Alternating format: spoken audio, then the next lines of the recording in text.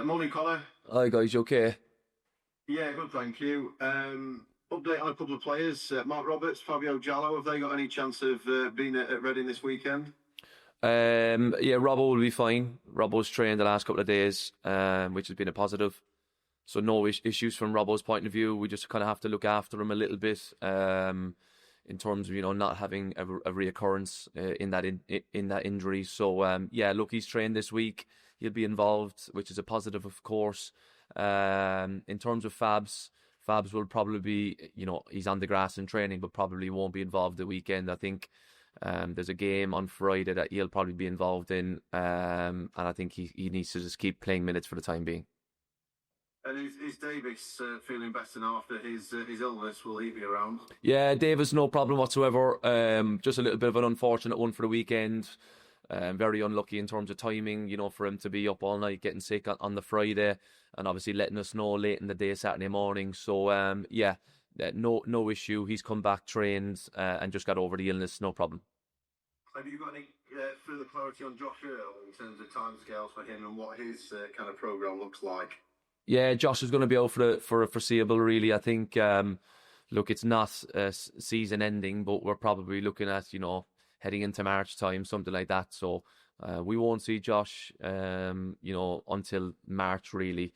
All this busy period now from Reading onwards into February, and then heading into the March international break is probably somewhere where Josh will hopefully be back.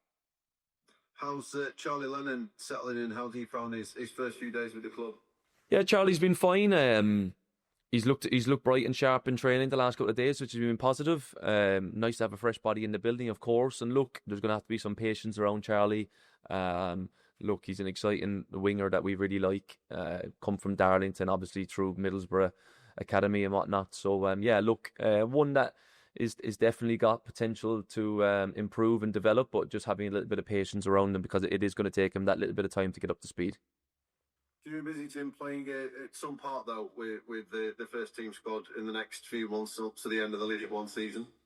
Oh yeah, absolutely. I think that's the plan. Look, for him to get minutes when needed is important. To take the load off Reyes as well is going to be key. So it's really important now for Charlie when he comes in the building that, look, he develops and works and gets to know as quickly as possible how we play with him without the ball. And look, that will be down to coaching and meetings and being focused on that.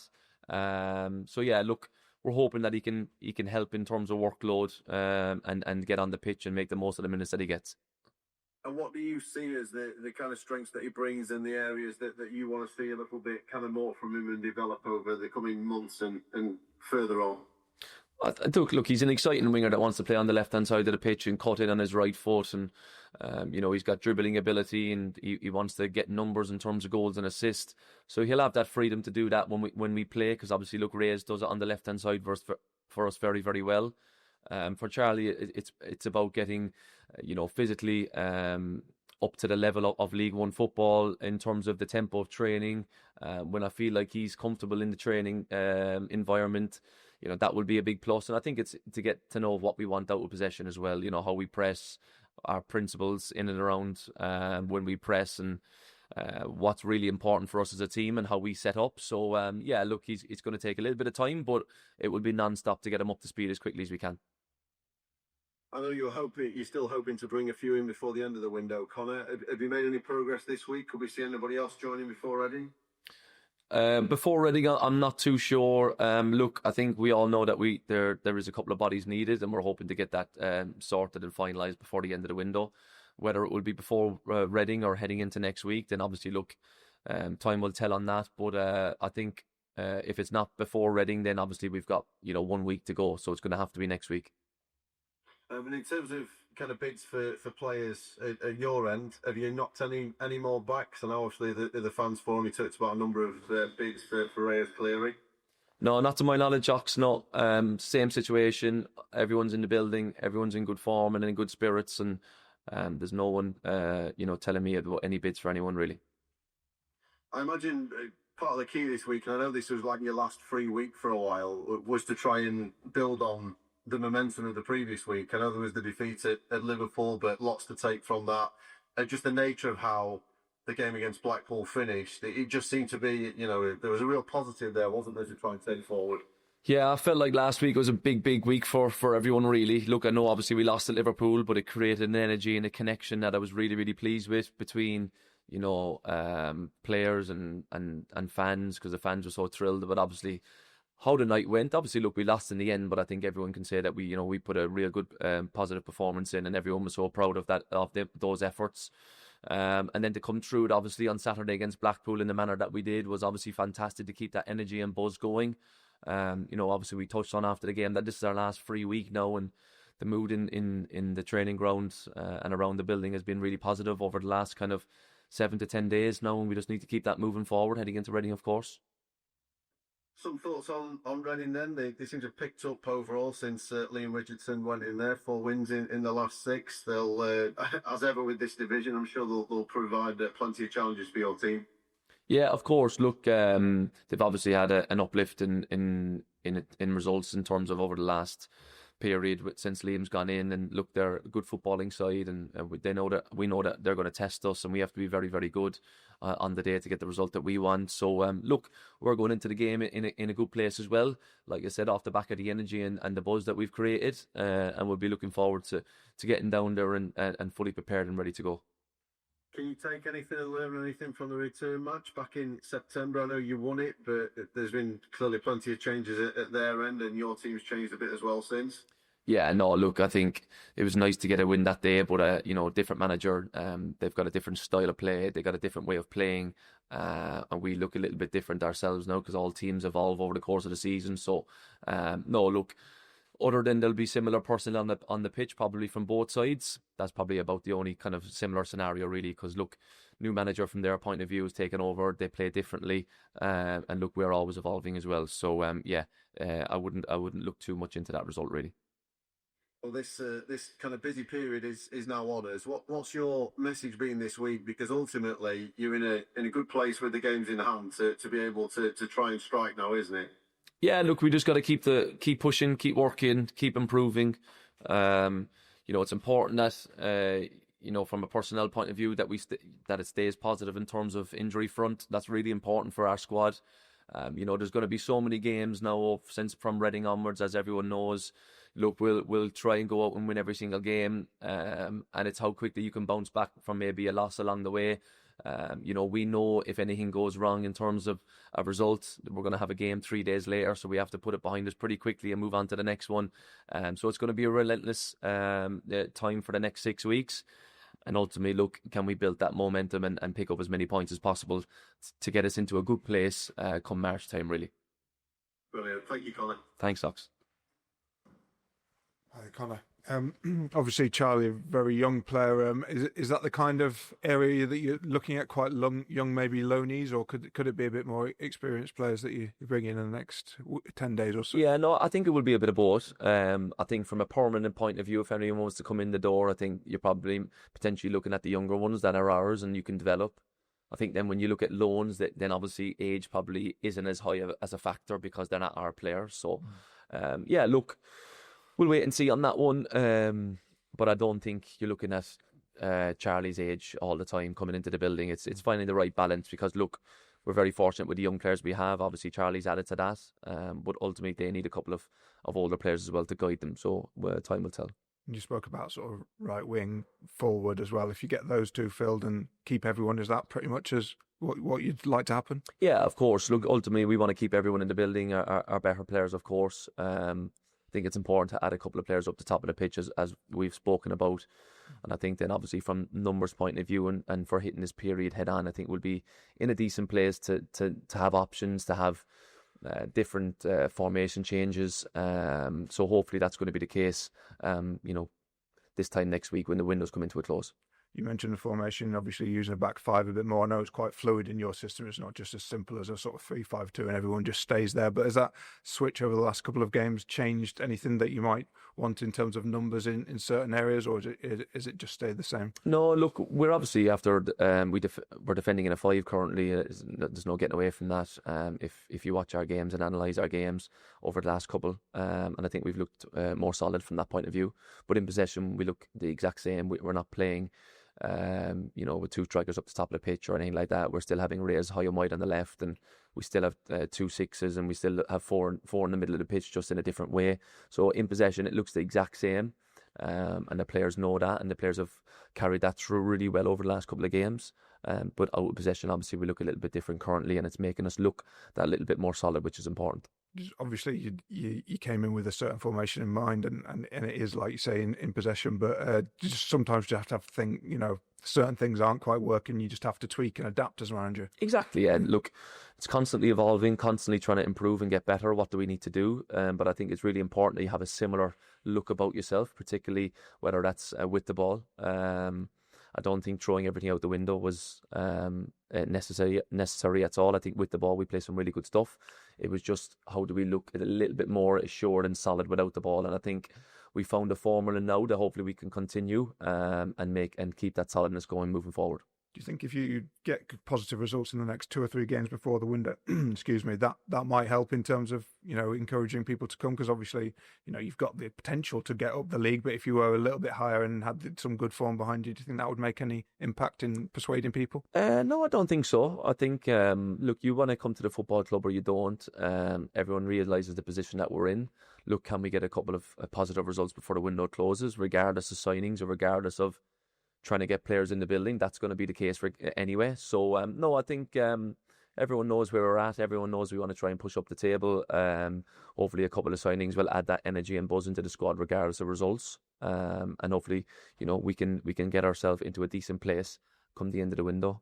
Because look, the games that we have are going to be testing, but we feel like we're in a good place to hit them head on. And with the schedule, how difficult will it be to bed in new players in terms of, into your style and what you want from them? Yeah, that's going to be the biggest thing. I think, look, Charlie's going to take a little bit of time, which is understandable, of course. And, there won't be loads of training time on the grass. It will be more meetings for him.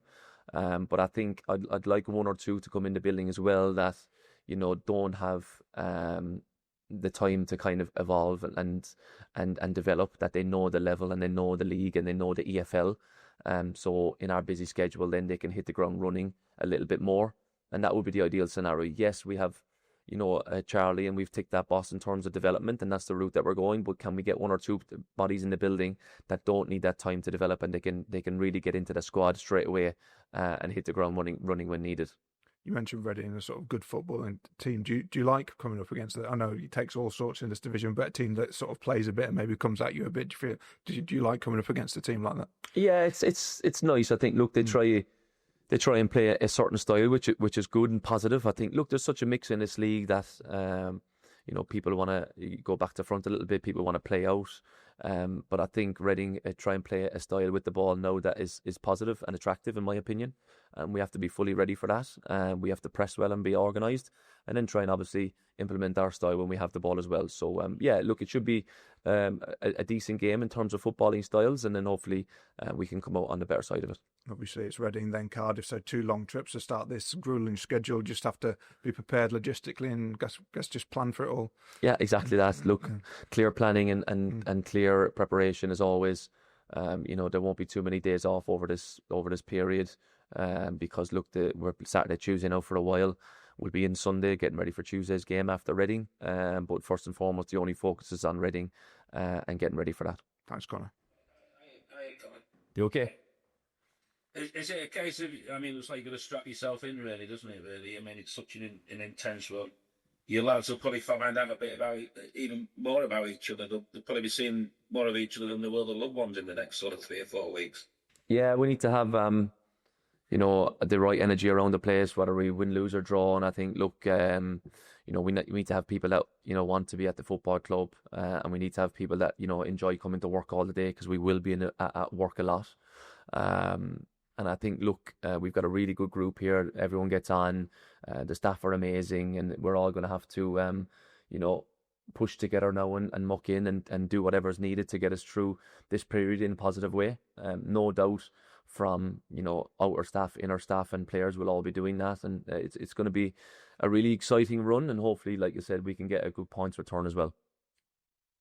with the Mafia, do you find it, is it similar to the summer one? I mean, the summer one, it's a bit of a domino effect. You're waiting on the bigger clubs to maybe decide who the one, who the don't want, that sort of thing. Have you found this market? It's a bit different. Yeah, it's challenging January because look, you pay over the odds if you want to get a player who's high in form, and then obviously a lot of the players that you may look at is someone that hasn't played as much in terms of fitness or form or whatever. So it's a bit of a difficult month from that point of view. You're trying to spot the right player, and then if you get one that you feel like is going to be good in terms of maybe he just might have been left out of 4 or 5 squads rather than 2 months, then it seems like he's got 4 or 5 options, and then you're trying to outdo the rest of them in terms of clubs.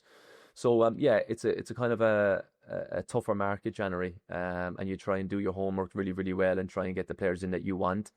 The one good thing about January is that you have to do your business pretty quickly, or else the window's going to close. So I think the summer market's a lot more challenging and a lot more draining, whereas January is short and sharp. And can you get in there and get a couple of players and keep your best players? So look, it's a difficult market in terms of compared to the summer, but from a positive point of view, it's going to be closed pretty quickly and we can all move on.